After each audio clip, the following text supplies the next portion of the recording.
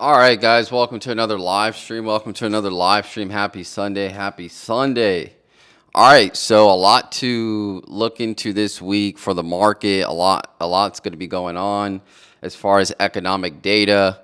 We have PPI data coming out, CPI data coming out, and yeah, it should be telling for the interest rate cuts that we're going to get not next week, but the week after that, the 17th. So yeah, so let's take a look at what we can expect, where the markets are now, and then we'll get into some chess.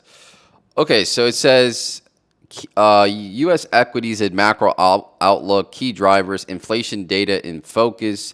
So this is the week brings crucial U.S. inflation releases, consumer price index, so the CPI data, producer price index with CPI out Thursday and PPI earlier in the week. So it looks like PPI is coming out earlier than CPI, and CPI is coming out Thursday. It says these reports will heavily influence expectations for a potential Federal Reserve rate cut in mid-September. Yeah, I mean, it's kind of already in the books. I think last time I checked the Fed Watch tool, we were at 90 to 92%. And I think it went up even higher. I think it might be closer to like 95, 97.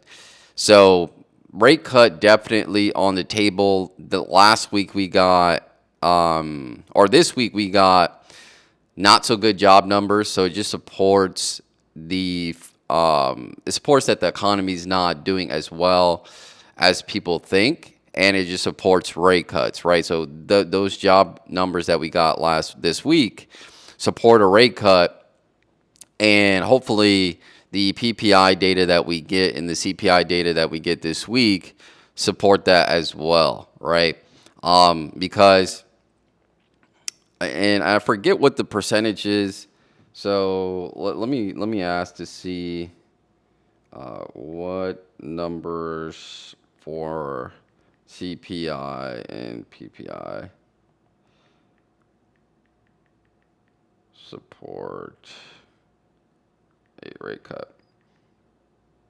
Yeah, so basically, consumer price index, so prices for consumers and prices for producers. So if those go up, it could suggest that inflation's still here, and I don't think that would support a rate cut, but let's see. So Fed target metric core CPI ex food and energy supported for a rate cut. Headline CPI less than 0.2%, month over month, annualized pace 2.4%. So less than or equal to 0.2%, and then core CPI less than or equal to 0.2% month over month, and less than or equal to 3% year over year. Okay.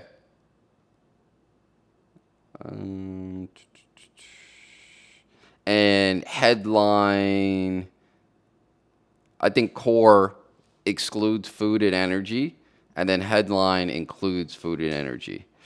So a downside, so it says a downside surprise toward 2.8 to 2.9% year over year. Core would strongly validate market pricing for a cut.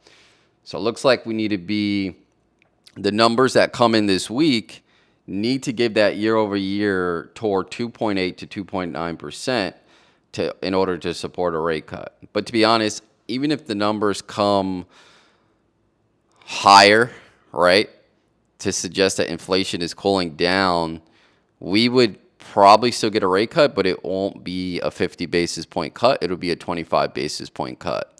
So, yeah. So for producer price index, key focus, core PPI, ex food, energy, trade services, and I see when it says ex food, not including food, right? Which tends to lead CPI, supported for a rate cut. So headline PPI, flat or less or equal to 0.1% month over month, and then core PPI less or equal to 0.2% month over month, and trending downward toward that 2%. So yeah, year over year. Hawkish, core PPI greater than point, so it would be the reverse, greater than or equal to 0.3% month over month. especially if year over year drift back above 2.5%, would not be supportive of a rate cut. So it says the Fed has signaled its wants confidence inflation is heading sustainably toward 2%, right? Jerome Powell's target, he constantly talks about that 2%. But in his, Jackson Hole speech that he did recently, he was saying they're more leaning towards a flexible inflation rate target opposed to that 2%. So they kind of lifted that up. So I think the fact that he said that opposed to the job numbers we got this week, and then, hopefully CPI and PPI don't come in too hot, we're definitely going to be on track for either 25 or 50 basis point cut. I think 25 basis point is just on the table unless CPI and PPI just come out crazy this week. I think it's the rate cut's still on the table. Right now, we're just kind of trying to figure out if we're going to get that 50 basis point cut or if we're going to get that 25 basis point cut. Okay. So that should be coming out this week. If we look at the market, okay, so it says sector and stock highlights. So Apple has a big week. So, every year Apple comes out with the new iPhone. And I'm honestly, so here's my thing about the iPhone. Because I'm an Apple user, I have an Apple laptop. I have an iPhone. I used to have an iPad, and I did the iWatch before, but now I've just a MacBook Pro and then the iPhone. So I was opposed to getting an upgrade every year for my phone, but the thing is, if you wait 2 to 3 years, even 2 years, right? Now people would say, oh, like 2 years for having a new phone is not that long. And I get it, but the thing is, usually if you wait 2 years, you're like, okay, because this, for me, I can only speak for me. If I wait 2 years, usually I'll wait to the third year to get it, because again, they come out with upgrades every year, right? So, and the problem is, once you hold it for 3 and then you go to switch out your phone, they don't give you as much. And again, people will argue and say, oh, well, you just wasted money and stuff like that. I don't see it as a waste of money to upgrade every year because you get the most for your old phone and you pay the difference. So for me, I kind of see it as a fixed cost of just doing business, right? Because you use your phone all the time, especially me. I'll shoot videos. And I'm probably going to end up getting a camera to shoot like maybe like a Osmo Pocket 3 to shoot my YouTube videos. Right now I'm using the webcam, but I do use my phone sometimes to shoot video. So yeah, but nonetheless, Apple has a big week because Apple is set to unveil the new iPhone 17 on Tuesday. So that should be interesting, and an event expected to move markets. So it could be, right, because they're integrating AI into their phone, and I mean I haven't used, like, I use ChatGPT on its own app. I haven't really used it on the iPhone, but we recently got NVIDIA earnings. That came out really good, even though the market tanked right after NVIDIA came out with its earnings. But I think Apple coming out with its new phone and the fact that they want to double down on AI, well, almost every company wants to double down on AI. I think it's going to be a big week for AI-related stocks and AI-related crypto. So, definitely pay attention to that and see. They usually drop, they do a whole video, a whole skit of, their release and all the features and things like that. So very important, especially if you're like an Apple investor. But it says, and expected to move markets simultaneously. Many tech giants, include NVIDIA, Meta, Broadcom, Microsoft, Oracle, and GameStop, are poised to deliver updates or earnings. Okay, NVIDIA already delivered earnings, so that's not going to be NVIDIA. So I wonder which other company is going to deliver earnings this week. Market movers, AI and semiconductor and AI-related names diverged notably. Micron recently hit its 52-week high at $131.37 on a strong AI-driven demand. Other strong performers include Broadcom, Taiwan Semiconductor, while NVIDIA, AMD lag. Yeah, I think NVIDIA and AMD tanked a little bit, and they were like at 180, 190, and then they fell off a little bit. So, and that typically happens when they come out with really good earnings. I'm not sure why that is the case. They do really good, and then their stock sells off. So again, it's just mainly inside trading. I well, not inside trading, but traders. I'm gonna say inside trading. Okay, so let's take a look at the crypto and Bitcoin market. So this is Bitcoin technicals and ETF flows. Bitcoin is trading around 111,186, with ETF inflows topping 1.3 billion, while long-term holders are taking roughly 2.46 billion in profits. Weak U.S. job data is adding to the Fed rate cut momentum, which supports crypto sentiment. Yeah, I think the crypto market is really depending on the rate cuts. And again, I was a person that, and I still think the halvening is probably one of the main catalysts, but definitely these macro drivers need to be in place to set the perfect storm for the crypto parabolic bull market that most people expect to see the year after the halvening. So, yeah, I was before I never paid attention to these macro drivers, and I would say this cycle I definitely learned a lot as far as paying attention to the Fed meetings, paying attention to what they decide, looking at the Fed Watch tool, considering CPI and PPI data and all these economic reports that come out. Before, I never looked at any of that stuff. So it was actually pretty good this cycle for me to get used to looking at that stuff, because you could see how the market moves and how it responds to these certain type of things. And then you could base your investing in trading, if you're a person that trades, off those decisions, which we tend to see. It tends to be a 4-year cycle, right? Every 4 years, we tend to start decreasing interest rates. Somehow, all the news lines up, job data reports line up,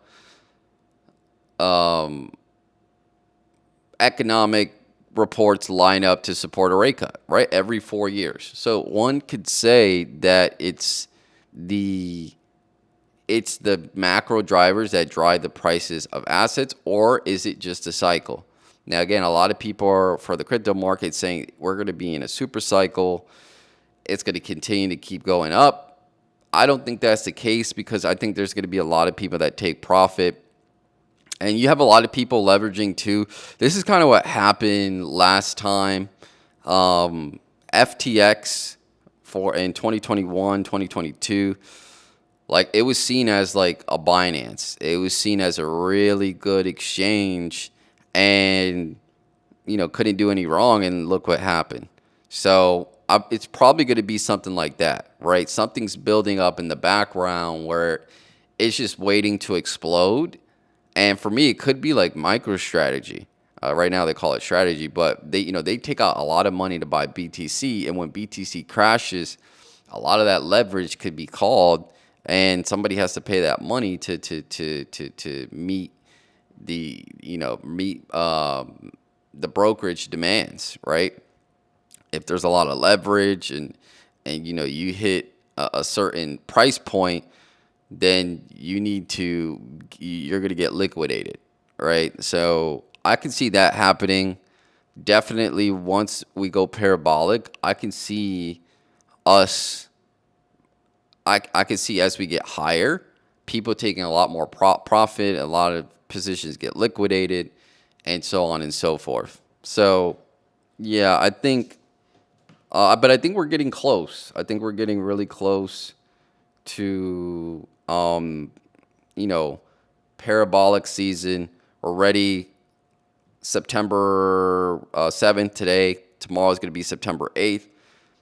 This week is going to go by. Next week, we're going to get rate cuts. And yeah. So, and then we'll be in October, right? And then only 2 more months until the new year. So it's going to be really, really, really telling this week, right? Especially when those CPI and PPI data points come out. So yeah, that is basically an update of the market, what we could expect this week. And so, and then I just point out, so some long-term forecasts and cautionary views. Analysts reaffirm a 250,000 Bitcoin target on a super cycle thesis tied to halving cycles. Now, again, I want to reiterate, every cycle we have people coming out with outrageous predictions. Bitcoin's going to hit 250. Now, I do think Bitcoin will hit 250 at some point, probably even higher. But the thing is, it's, it's not, most likely it won't happen this cycle, just like it didn't happen last cycle. Now, this cycle, obviously, we're going to hit a new high, but that's what they do. That's what the media does. And then the fact that price is going up kind of gives support to what they're saying. So retail will eat that up, and they may be waiting until 250, but we only hit 150, 170 this cycle, and then everybody sells out, and everybody sells because everybody, like I said, I was saying last week in the live stream that it'd be nice to see when people on YouTube make a video to see what they do with their actual portfolio, because I guarantee you once Bitcoin hits 150, altcoins start to move. The people that claim there's going to be a super cycle, I mean, in my opinion, they're probably going to start selling. You're going to start seeing a lot of videos towards the end of the year. Oh, well, I changed my mind. I decided to sell. And they already have sold their position. So you really got to be careful when people make videos on when to sell, how to sell, and things like that, because they're probably going to do it before they let you know and before they make a video. They'll sell out of their position. They'll release a video a week later saying they sold, and then you're still stuck in a position. So definitely don't follow people. Make sure you do your own research, but also have tempered expectations when it comes to the your targets, your target goals for these altcoins, right? What market cap is it at now? Can it get, past a certain amount? Can it do a 5x or 6x? What market cap would it be if it did that? So those are kind of the questions you have to ask and answer yourself, and be conservative when it comes to those expectations. All right. Looks like this. I'm gonna play one game. It looks the internet is kind of going in and out here. But let me just play one game of Blitz, and then I'll be done for today.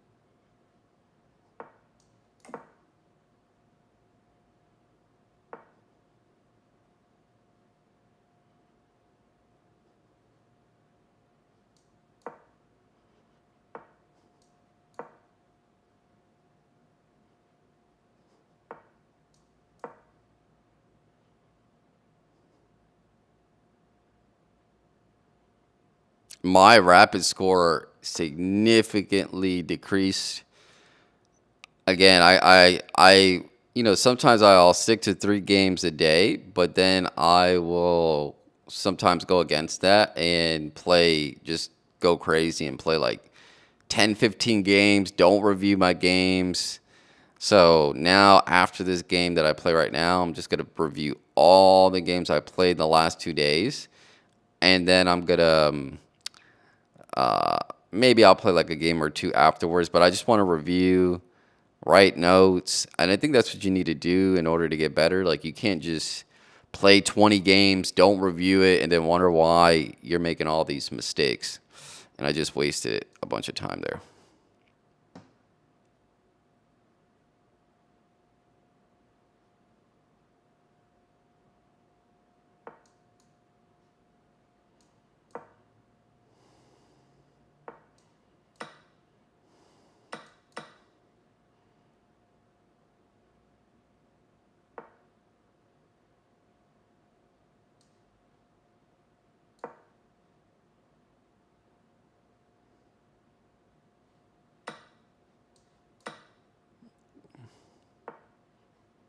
See, I like that one.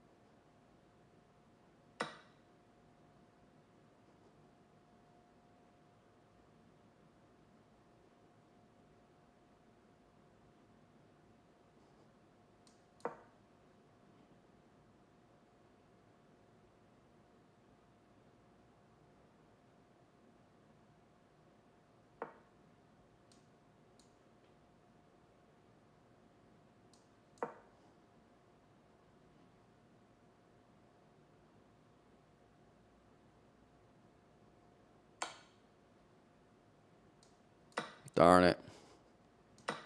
See, like that right there. Um, it's weird too. Like, you'll move up in score, but then you get knocked down to like 12, 1300, and it's almost like you forget everything. Like, it's like, I think you really don't master stuff unless you actually study the lines. You got to really study it. All right, you know what? I'm gonna play one more. One more. One more. All right, let's do this. I'm gonna just do a basic line here. Basic.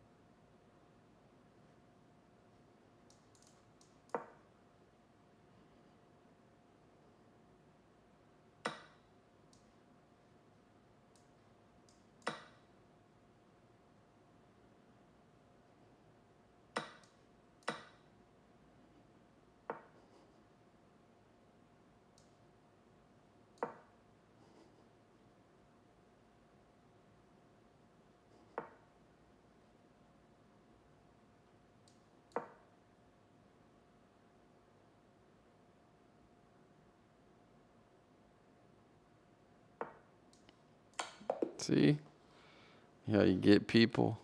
Checkmate. All right.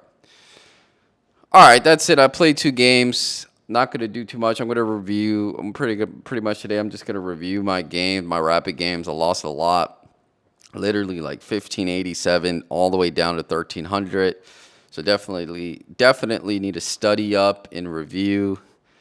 And yeah, don't be, take a day to review all your games and see what you could have done better. Now, I do think a lot of people cheat on chess.com. Because when you lose 10 games in a row, it could be that people are playing good, but it just seems like people are just making the correct move all the time. So I think that's too. But the way to mitigate that is just to play 3 games a day and study each one of those games, right? So not just playing and not reviewing. And then reporting people, right? That's how you got to do it too. You just got to report pretty much everybody. I wouldn't say everybody that you play, but because what I've seen too, like somebody can have a 75% game. You're like, oh, well, they didn't cheat because they made mistakes. But the thing is, a lot of people now, they're not cheating in the beginning of the game. They are cheating in the middle of the game, and they have chess, stockfish up. And whenever they need assistance, they'll use it there. So it doesn't look like they're cheating, but they will, right? So yeah, that is my take on that. And yeah, review your games, and I think what I'm going to do is maybe Sundays I don't even play and I just review all my games for the week. Now I'm probably still going to review during the day of and right after the game so I can see what I did. But I think maybe just taking a day off of chess and just reviewing, right, and not playing. So I think that will help too. And yeah, but that's pretty much it. Have a good Sunday. And yeah, so as far as, because I did put a notice out as far as not doing live streams, I'm probably still going to keep one day of live streams next year. Maybe it'll be Sunday and I'll just recap, but I really want to focus on the long form content and put out long forms every Sunday. So look forward to that. But I think I was thinking about it. I was like, you know what? Maybe let me not just get rid of the live streams because people do pop in and ask questions and stuff like that. So I'll probably just keep it one day out of the week, maybe 20 to 30 minutes, and then just focus straight on the long form content, which I think it's going to be way beneficial for the channel. But that's pretty much it. I'll see you guys in the next one. Take care.